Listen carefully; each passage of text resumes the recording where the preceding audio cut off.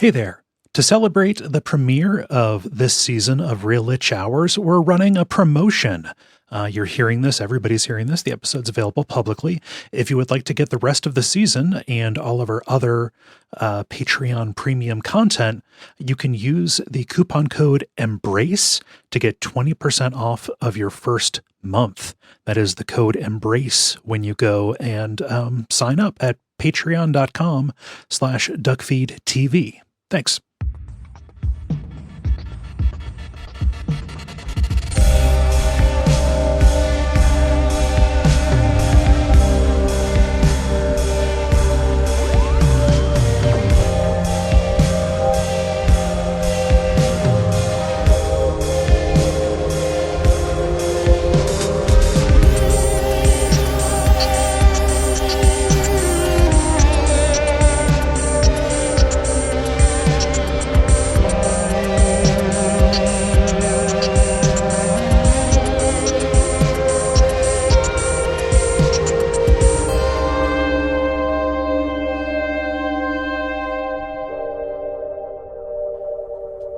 My name is Gary Butterfield. My name is Kay Ross.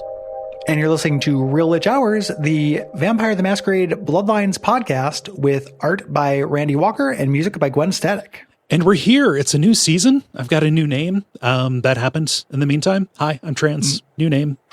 Everything's the same. Bleh. Bleh. That's right. Speaking of times of transformation, we're becoming vampires. Bleh. Bleh. But yeah. No, I'm not saying bleh because it's like underwhelming or I'm exhausted. I'm saying bleh for vampire reasons. It's the vampire Pokemon noise. You know? They just Dracula, go bleh. Dracula. Walk around. Dracula. We're into season 2 now, Real Lich Hours, and we're covering Vampire the Masquerade Bloodlines. One of the coolest, I would say, computer role-playing games. Everyone who has played it talks about it and stuff. It's in the, when you hear the name, if you're in the know, you install it. Kind of Deus Ex pile. But it is locked on, old janky hardware, and not a lot of people have played it. Yeah.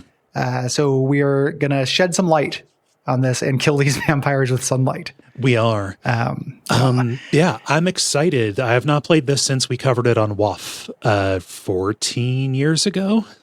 14 years ago. Yeah. This was something we did on our flagship show, Watch Out for Fireballs. It was our 5th episode before we had our format really figured out. Yes. Here. If you're not familiar with the kind of basics of this game, it is a little bit hard to quantify. It has some MSIM DMA. Some of it is like a Obsidian reactivity game, like choices matter down to really small details. It's real janky. Exceedingly janky. Yeah. It's a lot of different things to it. Yeah. And the story of how or go ahead. Oh, no. And I mean, and the reason it fits on the show is, like it's a video game adaptation of a tabletop game, right? Yeah. It doesn't necessarily mean that will always be what the show is, but we're still figuring it out. Yeah. You need 2 points to make a line. Yes. The kind of the story of what brought us here, a patron named Jeremy, so big shout out to Jeremy, sponsored a Bloodlines episode of Watch Out for Fireballs. We have been talking about revisiting it for a long time because it's one of my favorite games. And I don't like that we covered it that early in the run. Yeah. Just because I feel like we would have done a better job. Now, one of the things is back in the day, we were like, you got to get in and out in about an hour and a half. Anything more than that is too much. Yeah. And I distinctly remember rushing, kind of doing what the developers did and rushing the last third of the game. So Jeremy went and sponsored that. And we had this whole idea like, we had this on the schedule. And then we didn't have anything for season 2 and thought, what if we went real close up on it? Yeah. Ran that by Jeremy and everything's good. Yeah. So talking about a beloved game, and here's a whole new setting and world to talk about as well. Yeah. It's going to have some differences, and I think this is probably going to be true every season of this show. Yeah. Especially because the tabletop systems, if we keep doing that, are going to be very different, and then the games themselves and how they relate to them are different. So I kind of wrote out some ways to prime everybody. This is an episode 0. We're not really getting into it. We're telling you what to expect this season. Yes. And these are some ways it's going to be different than Real Lich Hours Season 1. Yeah. In pretty big ways, I think. So what's the first way here? This is based on a tabletop system, the White Wolf, Vampire the Masquerade tabletop role-playing system, part of the larger world of Old World of Darkness. And one of the biggest things is I know D&D a lot better than I know Old World of Darkness. Yeah. I've only played a little bit of Vampire. Most of my exposure is from wikis, reading through source books, this game, things like that. So I'm not going to have like tons of anecdotes about the old days. I'm not going to be as reliable as a source about the tabletop part. Not that I was like perfect about 5th edition D&D, but I had more experience with D&D. Yeah. This I don't have, and Vampire, like all tabletop systems, has tensions between different editions. So there's Old World of Darkness and New World of Darkness.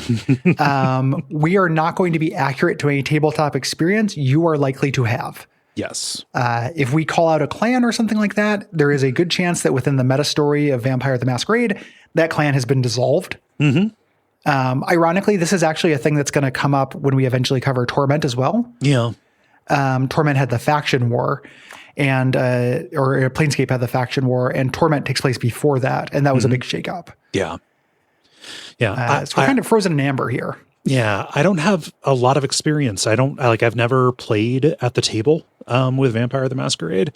Like Bloodlines was pretty much my first exposure to it, other than like maybe, I don't know, flipping through some of the books at Walden Books back in the day in the tabletop section, shelf. Yeah, it wasn't that big back then. But yeah, it's all been Bloodlines and then just like flipping through PDFs of source books, reading the 5th edition book when that came out, things like that. It is, if you're a TV tropes American, it is one of the most fun. Yeah. One of those to go down. The other thing, this game is, you said that Bloodlines was your only exposure to Vampire. I think that's true for most people. And Bloodlines is not a widely played game in the world of games. Right. Like, this is known, but we just covered Baldur's Gate 3, which was a sensation. Yeah. Because this is not, one of the ways this season will be different is this game is not as well documented. So there aren't as many resources. Yeah. There are wikis, there are walkthroughs, stuff like that. But I don't have, Gary Barfield does not have time to do data mining and extensive testing on Bloodlines. Real Lich Hours is just part of the network. There's a hole for that. Somebody should do it. Yeah. There's a need. I would appreciate it if they did it. But I'm going to be relying on kind of what I have. There are things that are not explained, especially in terms of like the numbers behind things. Yeah. This game has not been thoroughly documented in terms of that sort of thing. And I mean, in addition to like a lot of the tabletop stuff is kind of obscured, like it is not showing you the math in the way that a Baldur's Gate 3 does, right? Yes. Where you can kind of see not just the rolls, but like it gives you the formula for how most of this is going to apply just right there in the interface. Yes, this is a way less transparent game. Yeah. Than that. Next, this game is a huge mess. So it's a technical mess, and we're running it with a mod to see more content. Yeah. And this can give us kind of more digressionary paths. So there are going to be glitches and goofs, things like that. Our experience playing this might not match yours. No experience of Bloodlines is basically the same because this is a game that nobody plays out of the box. Right. It's in the Morrowind Oblivion pile with that. Yeah. Gotta shine it up with some mods, is what you have to do. Possibly even to get it to run. This is one of those weird games on Steam where you can buy it. There's no guarantee that you're going to be able to play it. Yeah. Like you will eventually. Yeah. You can play, play along with Yeah. us. Like get it to work, but it might take a little bit of time. It is the charms of PC gaming. So the mod that we're playing is called the Clan Quest mod. It comes with a version of the unofficial patch. The unofficial patch is kind of the minimum. If you're listening to this and you're going to play along with us, go ahead and do the Clan Quest mod. Just Google it. It's the one that pops up on Nexus Mod. It comes with the unofficial. If you're not interested in that extra content, if you want to play something closer to the vanilla, at the very least do the unofficial mod. Yeah. That will make it work. there, and restores some cut content that was cut for no real good reason. Yeah. Through that. Second, or like fourth, I guess, there are a lot of little points here. It's a really different game. Yeah. Both the video game and the tabletop game. So there's not like a really strong bestiary. There's only a handful of spells. It's not a tactical game. No. It's based in the United States. It'd be weird for us to do, a little segment on Santa Monica and the history of Santa Monica. The far off land of Omaha. Yeah, let's figure out what Omaha's like in here. So there's gonna be a little bit less variety to the segments to this. There'll still be segments and stuff. I'm like 4 notes in deep into this because I want to get out ahead of it. But we are going to be drawing on some stuff from outside of the game for those segments. Yeah. From just kind of the grander world of darkness. Because we're never going to be able to talk about some of this cool shit. Right. Otherwise. There's a Frankenstein's game. Yep. Promethean. In World of Darkness. Yeah. Promethean the Created, where you roll up a crew of Frankensteins who hang out together. And it's not, it's golems, it's automata, it's like, just constructs. Yeah. But basically Frankensteins. All of that stuff is so fun. Yep. And cool. We will never get a chance to talk about that on this network. Right. Until they make a Promethean the Created game.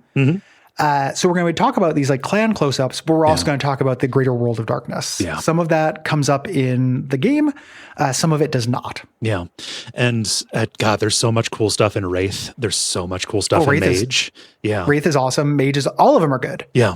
Like every single old World of Darkness setting is super fun. Changeling is the coolest the Fae has ever been. Oh yeah. To me, like it's a triumph of flavor. It is a really, really good setting. Yeah. In a world without Shadowrun, it would be my favorite set of like, setting stuff. Yeah.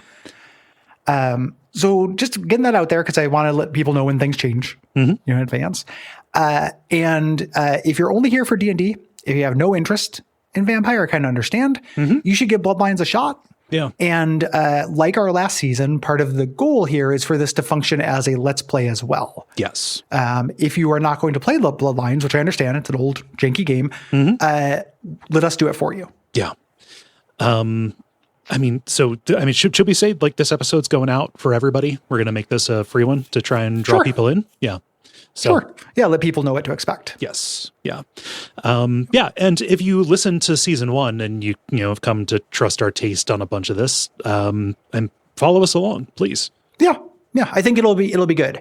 I wrote this when I was still prior to doing the notes, any of the notes. Now that I'm in the groove, and I'm starting kind of the rhythm and everything, I'm feeling more confident. Yeah. Like about how this season will shake out. Yeah. Even just talking about clans and doing those primers, we're going to be dining on that. It's so dineable. It's like one of the most dineable settings in the world. Yeah. So let's talk about the game. Yeah. Let's get into Bloodlines here. Yeah. This was put out in 2004, which is a weird era for PC games, to say the least. Yes. And it was developed by Troika Games and published by Activision. Troika is a whole thing. This is more of a Gary thing than a K thing. I had to look up to remind myself what they made. Arcanum of Steamworks and Magic Obscura, which is a sword of Damocles hanging over my head. If you trust Gary. Fucking cut you. You're fucking doomed. Because that is a mechanically frustrating game that you will love everything else about and is too interesting to never talk about. Yes.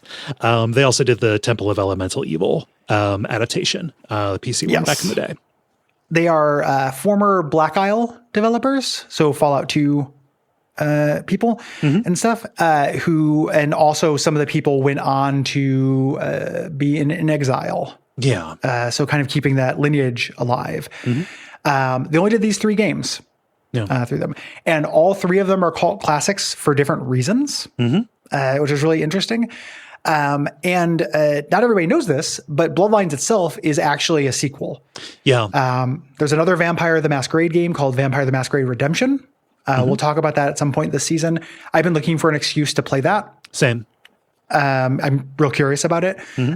So we'll probably talk about that at some point. Yeah. So this is an indirect sequel, and this has one of the most troubled developments.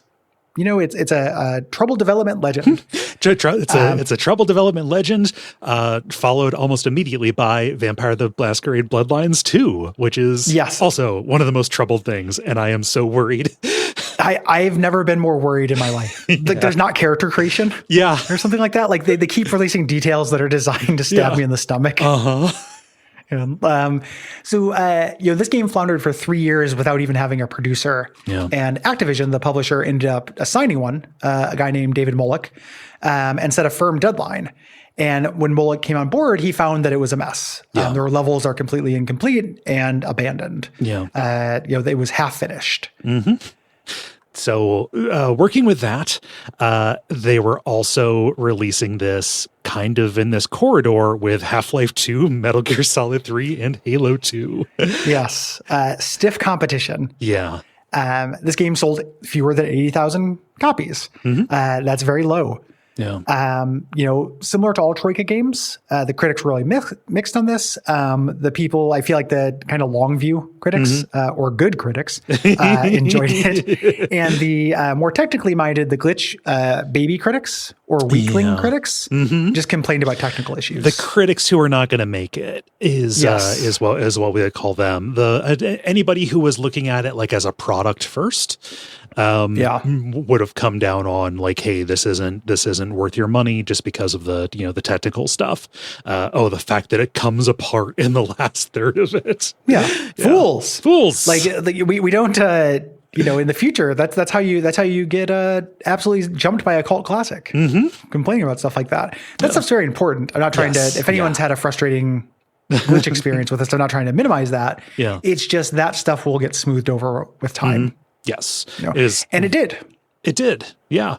And fans picked this up. This is one that is completely, floated and maintained and made playable today by the community.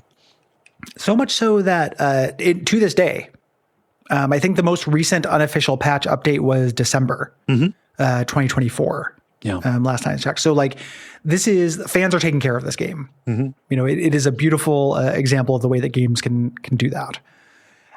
So the fans are taking care of it, and for the devs, even though they did leave levels half finished, like there was an oversight, like a management issue. This was a labor of love.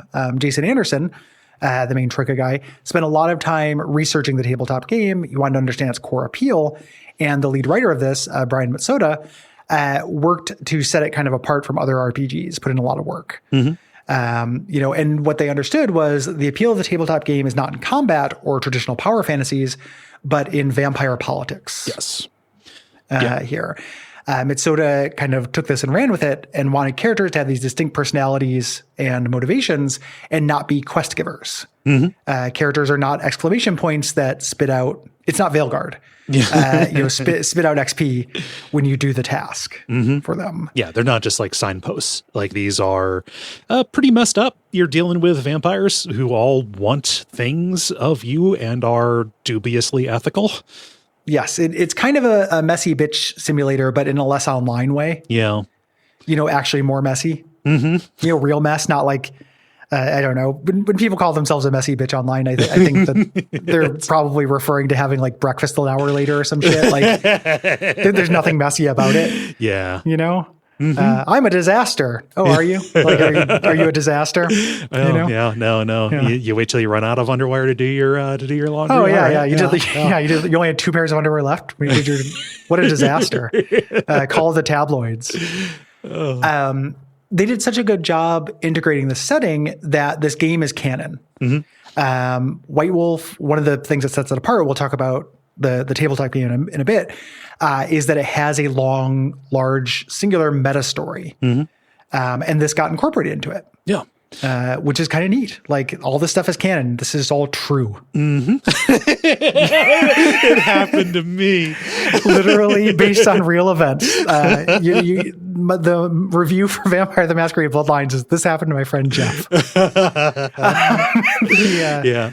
And there's some big stuff that goes on in this as regards the Camarilla and some, let's say, very important figures in vampire history.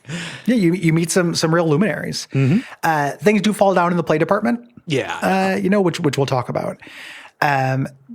Kind of the origin of that, Troika had previously only made turn-based games in 2D, so they needed to make a 3D real-time combat system. It does have dice rolls and statistic-based outcomes. This is 2 years after Morrowind came out, but it was new to them. And it was difficult. This is a multiplayer tabletop RPG. They need to make this single player here.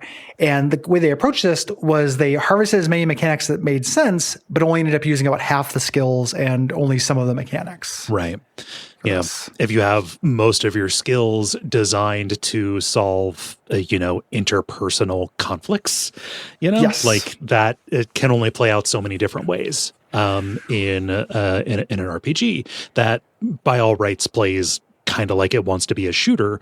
I think primarily because they're playing it they made it in Source, right? This is one of those early games that used the Source engine, but had its development upended by the fact that Half-Life 2 came out when and how it did. Yes. Yeah. Yeah. And having not only skills applied to social situations, but also open-ended problems. Yes. Which is the issue of adaptation for tabletop to video game generally, right? And we see that all the time on WoF. That even shows up in Tide of Numenera. Yeah. As a thing. They did a better job than a lot of systems of doing that, but that is a persistent challenge, I hear. And those growing pains show. Yeah. I hear. They wanted to make choice this prime value, but the scope kind of outgrew the resources and timelines, which basically means this game is famous for having the first 2/3 of it or so being a thing where you can approach most problems in several different ways equally, and then at the end game you can't. Right.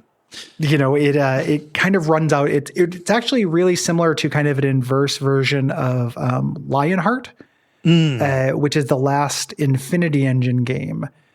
I think it's the last Black Isle game as well, if I recall, which just the first act is apparently incredible and does all the promises, that entails, and then it becomes a dungeon crawl where your only verb is fight. That does that, 1/3 or 1/4 the way through. This maintains for longer than I think its reputation says. The first 2 to 3 zones are really strong. Yes. In this. Yeah.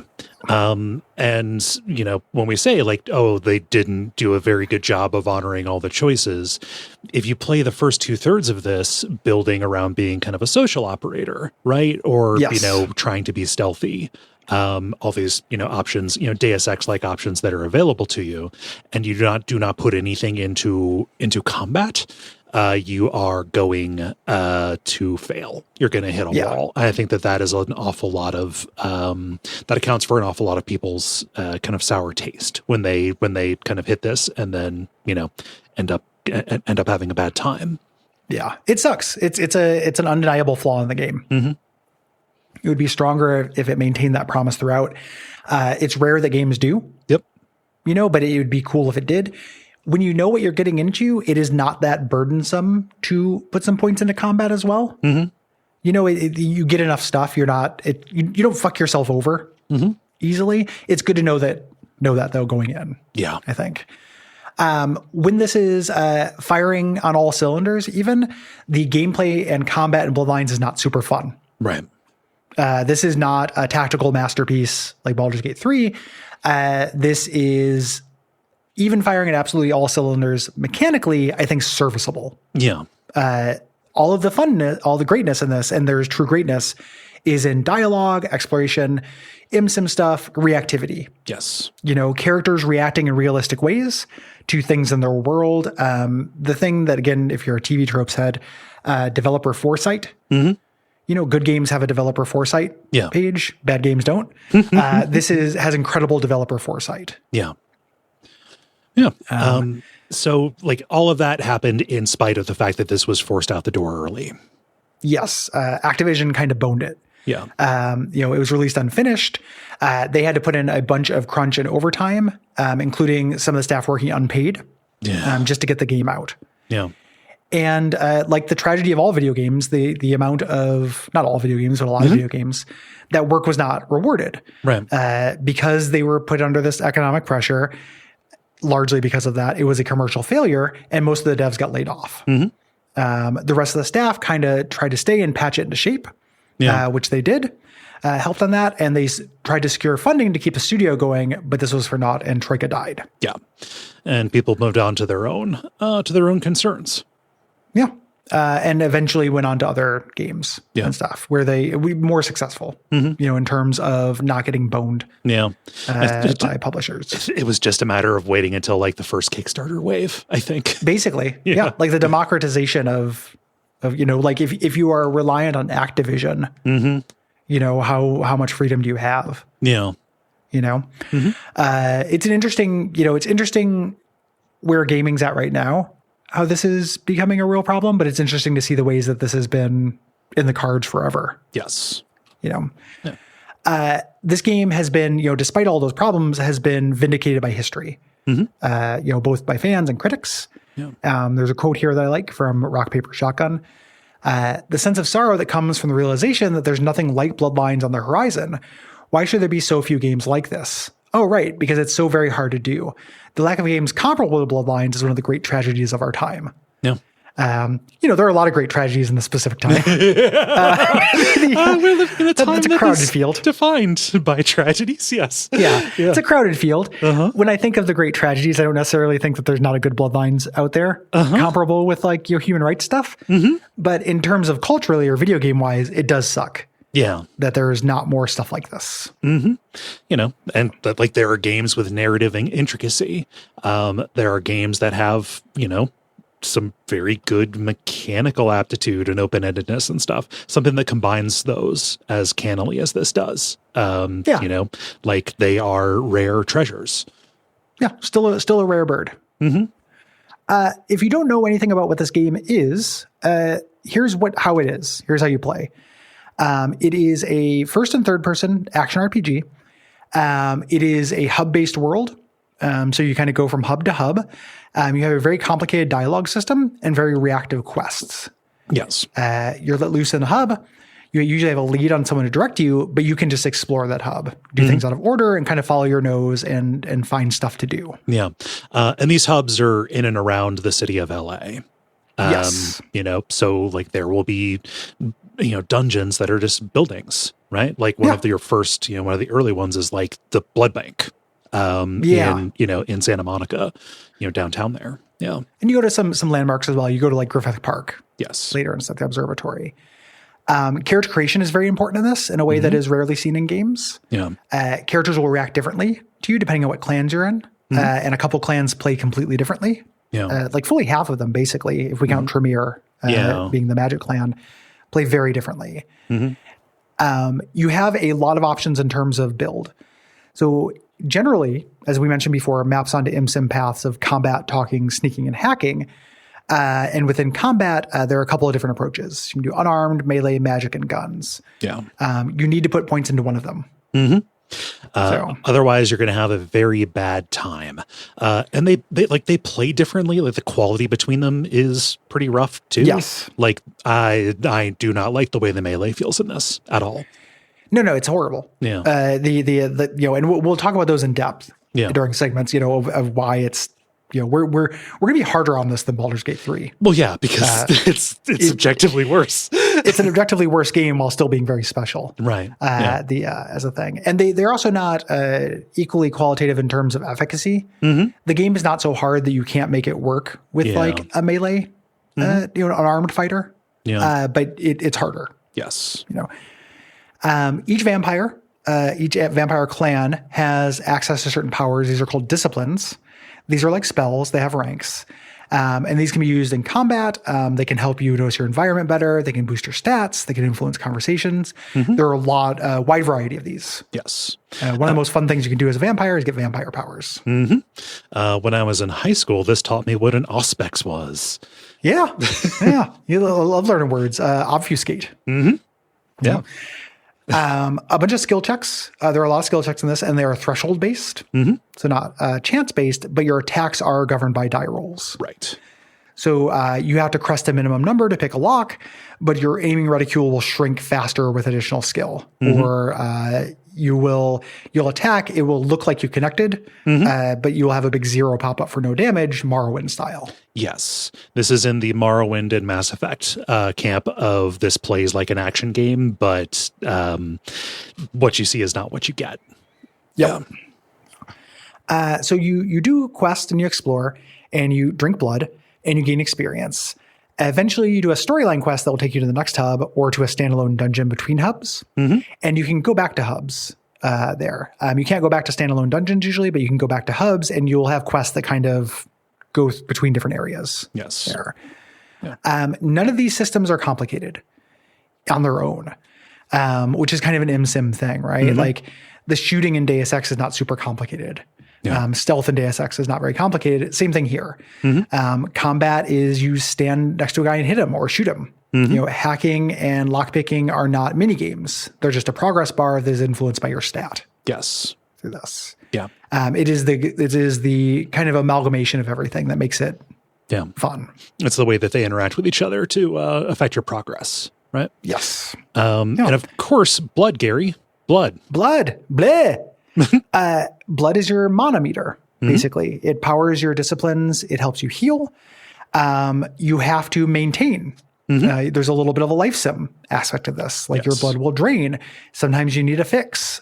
You'll have to go out and go into the herd and drink blood. You can also do it in combat. Yep. Depending on your melee skills, which can be really useful because you heal a lot. You drink blood. It is part of the rhythm of play. Yes. Maintaining your blood. Entering into the blood rain is sexy, writhing, legs wrapped around the person, feeding animation. Feels apparently so good to get your blood sucked. I guess, yeah. Yeah. The one of the reasons I intuit that is because the Giovanni, the mobster necromancer clan, their clan curse is that it is excruciatingly painful. Oh. For them when they suck blood, so that it's really hard for them to be subtle about it. Yeah. You know? They can't just go clubbing like everybody else does. Yeah. Everyone else, you go clubbing or you ask somebody to like take you to an alley. You know? And because of the nature of the game, you just find somebody who's wandering around in a corner. Far enough away from somebody and do it. But it's a fun thing to maintain, and it's its own little mini game. And that is it relates to another mechanic here that is brought over from the campaign or from the tabletop system. You do have a limited number of masquerade violations. These are strikes where you reveal to the herd, where you reveal to humanity that you are a vampire or that vampires exist. And you have 5 of these before you are destroyed by the Camarilla, by the kind of governing body. It's a resource along with humanity. There's we got a close up on those. We'll talk about kind of early on, like the first few episodes. We're going to go deep on a couple of these mechanics. I had kind of forgotten that masquerade violations are a renewing resource. Like you have 5 of them, but you also have actions that will get them back. Yeah. So it's kind of a thing for you to spend. As a thing to do shitty things. Yeah. If you want, or you just really need to get the fuck out of Dodge and you turn on max celerity and super speed out of there. Yeah. That's the basics of how it plays. Imagine a slow paced third person / first person you can switch action game. Yes. Yeah. The tabletop game we're going to be unspooling throughout the season. We don't want to talk too much about it, but here are kind of the basics. If you don't know Vampire the Masquerade at all. Right. The Old World of Darkness specifically is interconnected as a series of tabletop role-playing games and books. Fiction created by Mark Rain Hagen for White Wolf Publishing in 1991. And this is so 90s. Oh, it's beautifully 90s. It's most deliciously 90s. It's the most 90s. Even the 5th edition, which I think is the most recent, even though it's several years old at this point. Even that feels very 90s, like down to like you get the general like decayed aesthetic. The grungy visuals. I love it so much. I love old Vampire the Masquerade art of like LARPers and sunglasses smoking is what half the illustrations look like. It's beautiful. It's really good. Like we're in a scunge zone that is made Like I enjoy it quite a bit. Yeah. Yeah. So yeah, you play, in any of these old World of Darkness games, they're arranged around different supernatural creatures, and they're in a shared setting. I understand this is not the case for New World of Darkness, that those are a little bit more separated from each other. Yes, that is my understanding as well. I'm not as familiar with New World of Darkness as Old World of Darkness in terms of diving and stuff. Yeah. I think they did kind of break that out. Yeah. Initially, part of the appeal was, you'd be playing as a vampire or a werewolf or a ghost. You're all in the same world. The same thing is happening to everybody. And theoretically, if you had all the books and everything, you could have a party that was a vampire, werewolf, and a ghost. Yes. You could have a whole monster squad. They have different mechanics. They have different concerns that would be hard to run. But it was modular in that way. Yeah. And one of the big selling points was this concept of personal horror. When they describe the game, they say it is a game of personal horror. Old World of Darkness was not the first tabletop role-playing game to focus on kind of relationships and politics, forces bigger than the player. But it was a really early hit in that realm. It's not quite Call of Cthulhu like disempowerment because you actually are pretty tough. The focus, though, is not on that empowerment at all. No, not at all. And something that's important about this, we said that, Bloodlines takes place in LA. The World of Darkness is on Earth, right? Yes. There's alternate history and stuff because you have all the supernatural stuff in play, but not as much as you would expect because of the masquerade kind of stuff that goes on. Like, this is still a hidden kind of underworld that kind of underlies our own. It's real similar to, if you know tabletop games of the time, similar to Unknown Armies, which is a similar kind of game about, the world underneath our world as a thing. Yeah. This game was supported with just an absolutely immense amount of lore and back matter. Yeah. Splat books. There were so many books for this, I hear. And a really oppressive atmosphere was part of this. It's our world, but something is wrong. Yeah. It's darker. There is a secret reality behind the scenes. Yeah. And kind of to take that further, each individual series explored a specific tragic theme. So with vampires, we're largely concerned with redemption and what it means to hold on to your humanity. Yes. Once you've taken the dark gift. Werewolf, for example, is our place as stewards of the earth. That is much more of an environmental kind of concern, which is also very 90s, as a thing. Just different traumas. Yeah. Are the focus of these different things. Which are all very cannily chosen and kind of paired with, these folklore monsters, right? Yes. Yeah. They really want you to embrace the shittiness of this. One of the hallmarks of this tabletop game is upsides and downsides. Each clan, a vampire, each group a werewolf, every type of Frankenstein has powerful upsides, but very powerful downsides. Kind of an early example of using these as opportunities for role play. Everything is a trade-off. They really want you to accept suboptimal results in this game. Yeah. This is editorializing. I think this is a bad game mechanically. Old World of Darkness. It came out at the wrong time for this. I think that this wanted to be a game that was less crunchy and more story based, but the medium didn't really have mechanics to support that just yet. There's a lot of null result, trying something and having it fail, which is a tabletop bugbear. Yeah. In looking at how tabletop games have developed, you could probably make the argument that the quest of tabletop design has been trying to deal with the null result. Explain what a null result is for somebody who is coming to this from, video game side where that is not necessarily, I think the closest thing you get is just misses, right? Yeah. It's not a bad thing in video games because you get so many times at the bat. Yeah. It's like wasting a turn. Like it's your turn. You have to, or not even a turn. You go into a room, you're doing a spot hidden check to find a clue. That is an all or nothing thing. Yeah. You succeed or fail at that. If you fail at that, then what? That feels bad. You don't have a recourse for it. You can't just look again because that kind of interrupts the story. That feels artificial. Or when you attack, just missing and nothing happening. Right. Yeah. In video game, no big deal. Just going to swing again. Yeah. Yeah. At the table, it feels bad. You have to wait for your turn again, and you want to do cool stuff. Yeah. A cool illustration of that, if you look at like Call of Cthulhu to Trail of Cthulhu, which is a kind of update on that to emphasize investigation. They got rid of that for investigation. Yeah. You get the clues. The way you get them can change, but there's no arguing it. You get the clues. That is how they got around that. Yeah. Part of the problem with this, I think this is a too small numbers RPG actually in tabletop play. Like you're dealing with, your individual skills. You have like one to 5 ranks, right? Yeah. It's just in this weird kind of in between space. And when I think about, World of Darkness, specifically Vampire, in my head, and I do not know if this is like just more related to my personal experience or like what the scene was like in college, for me at the University of Cincinnati, but I associate like the World of Darkness setting stuff with like more serious IRL role play stuff that almost like borders on LARP. Right. Where, there's a whole mind's eye theater. Yeah. Vampire kind of subgroup and stuff. And because it's about vampires, like, I don't know, that attracts a certain kind of theater dork. Yeah. Theater dork, goth fashion person. Right. Yes. Yeah. Who isn't here to play a game, is here to pretend to be a vampire out in the woods with people they might want to make out with. And as such, they do not care that rolling all D10s of the dice pool makes your result really swingy. Yeah. And having no recourse or anything. This even comes down to the rules. A lot of the rules are very vague.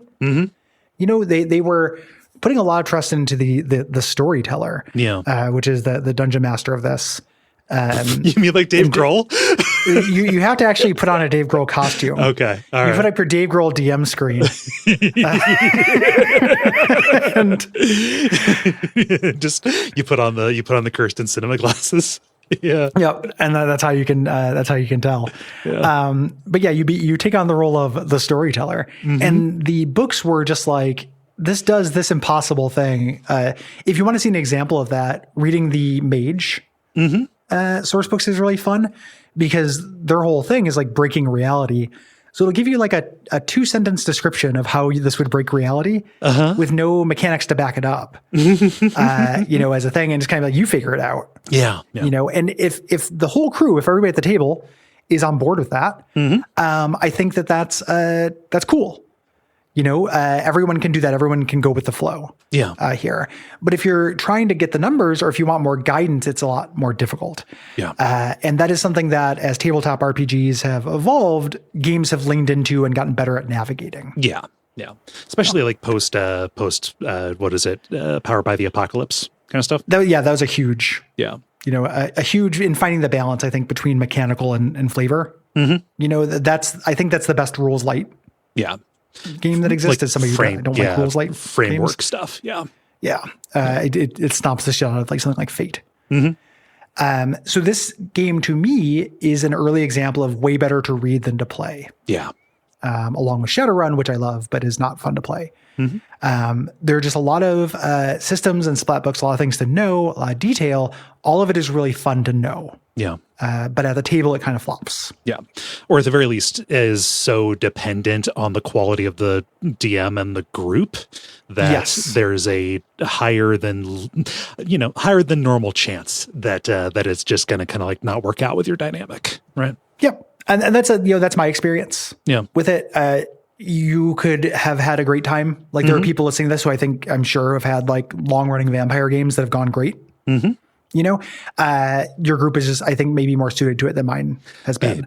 Yeah. And that I'm not trying to invalidate that or anything like that. Just in my 2 cents. Yeah. It stands to reason, because clarity of rules, I think, is a very important backstop. Right? Yes. Like, clarity of rules doesn't just resolve conflicts. It makes it very apparent what options are available to you, I think. Yeah, it defines the play space, and it's the text of what the game is. Like the fluff, which we both love. Yeah. Fluff and tabletop stuff is somewhere between a game and fiction. Like reading a source book for fun, reading the Ventru clan handbook of this is not quite reading fiction, but it's closer to fiction than a game. You know, the actual rules, the text of how the mechanics work, that is the part that is the game. Yeah. That kind of, you know, it's the skeleton for this. Yeah. If you are, if anything, I can convince anybody to do anything in this. If I can't convince you to play Bloodlines, hopefully I can convince you to check out these source books. Yeah. They're fun. They pop up on Humble Bundle, I think twice a year is roughly the clip where that is. And you're able to get like pretty much everything that has been released for the most recent version. And those are really big source books as well. Yeah, there are tons of content. And it's not hard if you want to pirate the old ones. Like if you prefer the old editions, it's not hard. No. They're around. You can find PDFs of them. You don't even have to, like, pirate is too strong a word. Right. Like Google, vampire, clan book PDF. And it just pops up. It doesn't even feel like you're doing anything. Yeah. Because nobody wants the old ones. Nope. There. For a while, they were everywhere in thrift stores. Oh, it was God, sick. Yeah. Yeah. Like when a new edition came out, this was like Goodwill to, hit the Goodwill because you'll get a bunch of cool shit. Yeah. That's almost everything. We're going to get into the tutorial and everything and kind of get introduced to the world in the next episode. Before that, though, let's talk about what kind of build we're playing, because several people have asked that. Yes. So I have not started playing yet. That is for me. But because Gary got to do the Dark Urge last time, Gary got the special playthrough. I am going to be playing the Tremere. I'm going to be playing the mage ones because I've never done that before. Yeah, there are 3 different clans. That's almost half the clans that play very differently in this game. The Tremere is one of them. They have a unique ending. They have a unique quest giver. They have one of their disciplines is a kind of a Swiss Army knife of magic that they have. They are the caster class. Yes. In this and play a little differently. I'm doing something more straight up the middle because I want to do something representative. I was going to play as a Ventru because I never had, but I couldn't stomach it. And there's a part in this. One of the dungeons later is a sewer, and Ventrus can't eat rats. Nope. And the sewer is just rats. And I was like, well, I could be a Ventru and just cheat my way through that. And like, I have nothing to prove in this game. Like I beat this several times. Yeah. But I couldn't do that. So I'm playing a Bruja. A Bruja. I think it's Bruja. That's how you pronounce that. I have never played one of them before. They are the punks. Yes. They are, semi-animalistic, not as animalistic as the gangrel, but kind of anarchist. Yeah, they're anarchist, but not always officially anarchs. Anarch is a very specific thing in this setting. Yep. All of that stuff we'll explain. They descended from a race of kind of warrior philosophers, the idea, but now they're kind of anti-authoritarians. Yeah. There. What I consider to be like the bog standard like clans to take on this are either the Bruja or the Toreador. Yeah. Bruja having an emphasis on combat kind of stuff and Toreador being more on the social skill side. Toreadors are also weirdly great at combat because they have celerity. Yeah. They have the speed one. Every time I'd play this, just as for fun, like my natural inclination is Toreador because I'm a special little lad and I like the artist, ones. The other 2 wacky ones that people have asked about are Malkavians and Nosferatu. Nosferatu in this world, and we'll do a whole detailed close-up, but just for context, in case anyone's playing along with this, I wouldn't recommend playing one of those 2 as your first playthrough. They are Orlocks. Yeah. You are the Nosferatu from the movie Nosferatu, so you can't be out in public. Yes. To get around this, you can turn invisible and you can cruise around the sewers, but you have to play very differently because of that. And then Malkavians, one of the coolest things that I feel like game developers done, their whole thing is that they have they're mad. They have madness. So they have insane insights. Your dialogue, this would be an opportunity to make your dialogue entirely monkey cheese lol random. And they do a little bit of that, but instead, they mostly have you obliquely foreshadow the plot. Yep. And kind of know the future of things. And as much as a Malkavian playthrough is super fun, I've done one. Yeah. I didn't want to do it for the show because it's just constantly hinting at the plot. And it's like, okay, and next we're going to talk to the stop sign. And we're going to talk about that stuff. Like we got one of the segments I have is the Malkavian minute. When that stuff pops up, because those scenarios are really good. Like when the news starts talking to you and stuff, it's really cool. They put that stuff in there. Yeah. It's just, it makes the rest of your dialogue not very representative. Yes. Yeah. And they're all viable. Like if you decide to play, and if you're playing this on PC, cheat if you have to. Yeah. Get to that dungeon and put on no clip and just get through it. Yeah. It sucks. It's a shitty dungeon. It's one of my least favorite dungeons in the history of video games. They kind of barely bothered to make it, so you are only so I think obliged to play it. Yes, that's exactly that. Like, don't put in more effort than they did. For that bit. But yeah, that's it. The episode. Next episode, we're getting embraced. We're doing the opening cutscene, kind of being introduced to our vampire politics, and doing our tutorial and getting into some more basics of play. Bender's going to show us the ropes. Bender's showing us the ropes. One of the things early on was I said that it would probably be about 2 episodes per hub. It's going to be more than that. Yeah. There's more to talk about than I thought. Yes. So that's great. I want to camp out here for a little bit.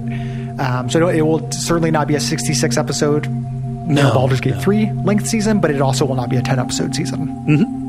So, what can people do? Well, if you're hearing this on the free feed and you have not done so, go to patreon.com/Duckfeed.tv, where you can subscribe and get all of the episodes coming out, but also all of the stuff that came before. If you just did a search for Bloodlines podcast, hi. We also talked about Baldur's Gate 3 in great detail. Yeah.